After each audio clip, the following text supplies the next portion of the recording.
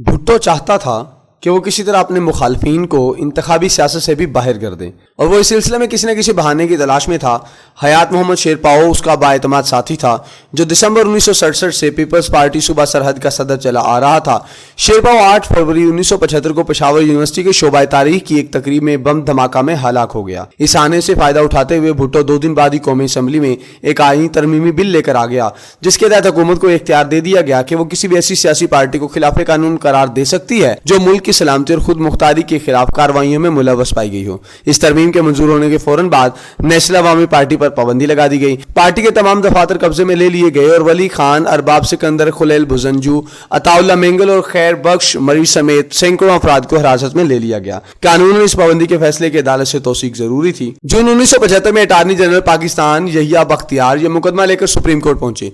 हैरान की बात यह थी कि नेशनल अवामी पार्टी के वकील महमूद अली कसूरी थे जो कभी भुट्टो के वजीर कानून हुआ करते थे, मगर भुट्टो के आमराना रवैयों की वजह से वो इसे छोड़ गए थे। 16 जून 1975 से 17 सितंबर 1975 तक 3 माह समाअत होती रही। गद्दारी की गूंज अदल के ऐवानों में गूंजती रही और बिलाकर 30 अक्टूबर 1975 को सुप्रीम कोर्ट ने एक ऐसी सियासी पार्टी को गलतम करार दे दिया जिसके साथ पाकिस्तान के छोटे सूबों के लाखों अफराद के दिल धड़कते थे। तारीख ने इन आली मकाम जजों के नाम भी महफूज कर रखे हैं। चीफ जस्टिस हमीदुर रहमान थे और दीगर में जस्टिस याकूब अली और जस्टिस अफजल चीमा भी थे। हमीदुर रहमान तो अपनी मशहूर आम रिपोर्ट की वजह से आज भी जाने जाते हैं जो उन्होंने 1971 के साने पर मुरतब की थी। याकूब अली को इज्जत इसलिए मिली कि उसे जियाउल हक ने निकाला था और जस्टिस अफजल चीमा तो वो हैं कि जब अयूब खान को अपनी सदात बचाने के लिए आईनी तरमीम की जरूरत पड़ी तो जिन 2 अपोजिशन अराकीन असेंबली ने वोट दिया था वो अफजल चीमा और मौलाना मुफ्ती महमूद थे। इसी वोट के इनाम में तो उन्हें जज बनाया गया था।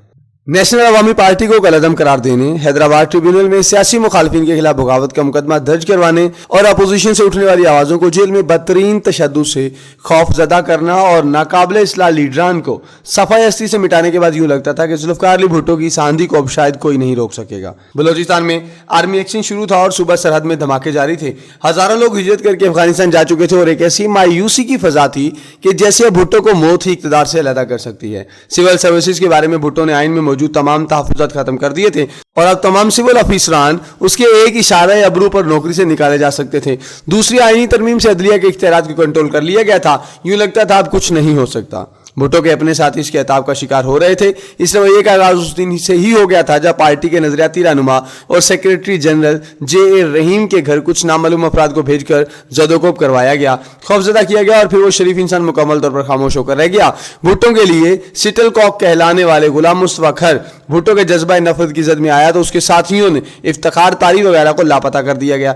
ये पाकिस्तान में लापता करने का आगाज था। अताउल्ला मेंगल का साहबजादा असद मेंगल 6 फरवरी 1976 को कराची में बलकशेर मजारी से मिलने जा रहा था कि चंद नामालूम अफराद ने उसकी गाड़ी को रोका और फिर उसे भी लापता कर दिया गया जो आज तक लापता ही है।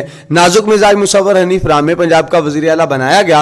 वो कभी भुट्टो के जलसों को अपनी तकरीरों से गरमाया करता था, अचानक भुट्टो की नाराजगी का निशाना बन गया। एकदम वजारत आला की कुर्सी से सीधा थाने के हवालात पहुंचा दिया गया। उसकी बीवी शाहीन हनीफ रामे कभी इस थाने और कभी उस थाने में अपने मियाँ से मुलाकात के लिए दरबदर फिरा करती थी मगर कोई मिलने तक न देता। ये थे वो हालात जिनमें यूं लगता था अब इस मुल्क में सियासी स्तर पर सांस लेना दुश्वार हो चुका है। लेकिन कज़ा व कदर की अपनी तकवीन है, उसके अपने फैसले होते हैं जिसके लिए वो किसी फरियाद वाक़े की भी मोहताज नहीं।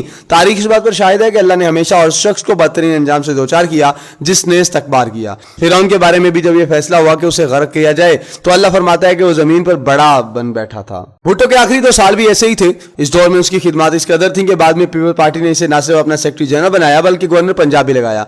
टिक्का खान ने रिटायरमेंट से पहले तहरीरी तौर पर लेफ्टिनेंट जनरल मोहम्मद अकबर खान का नाम आर्मी चीफ के लिए तजवीज़ किया। भुट्टो ने इसे अपने लिए एक ऐसा मशवरा ख्याल किया जो एक मातहत ने दिया है और इसकी अना पर एक बोझ था। इसके ज़हन में टिक्का खान को एक्सटेंशन देने का ख्याल भी ना आया और 29 फरवरी 1976 को जियाउल हक के 7 जनरलों पर फोकियत देकर चीफ ऑफ आर्मी स्टाफ बना दिया गया। भुट्टो इस कदर पूरे एतमाद था कि अब इसका कोई कुछ बिगाड़ नहीं सकता। इसे नाकाबिल तस्कीर एतमाद की वजह से इसने 7 जनवरी 1970 को एक साल कबल ही इंतखाबात का ऐलान कर दिया। इसके बाद जो कुछ हुआ वो सब तारीख है। इस तारीख में एक सबक छुपा है कि वक्त हमेशा उसी वक्त बदलता है जब किसी मुल्क की वाज़ेह अक्सरियत पर मायूसी, बददिली और बेयकीनी छा जाए और कोई रास्ता सुझाई ना दे। ऐसे में लोग वो सब कुछ फिर कर गुजरने पर तैयार होते हैं जैसा उन्होंने 1970 में कर दिखाया था। ये 45 साल पुरानी बात है। उस वक्त पाकिस्तान की आबादी सिर्फ 9 करोड़ थी और आज 22 करोड़ है। उस वक्त नौजवानों की तादाद सिर्फ 20% थी और आज 63% है। लेकिन अवाम के इस जमे कफीर के मुकाबले में कानून नाफिज करने वाले तमाम इदारों की ना तो तादाद में कुछ खास इजाफा हुआ है और ना ही उनकी सलाहियत बेहतर हुई है। इस वक्त मुल्क में सिर्फ 30 के करीब बड़े शहर थे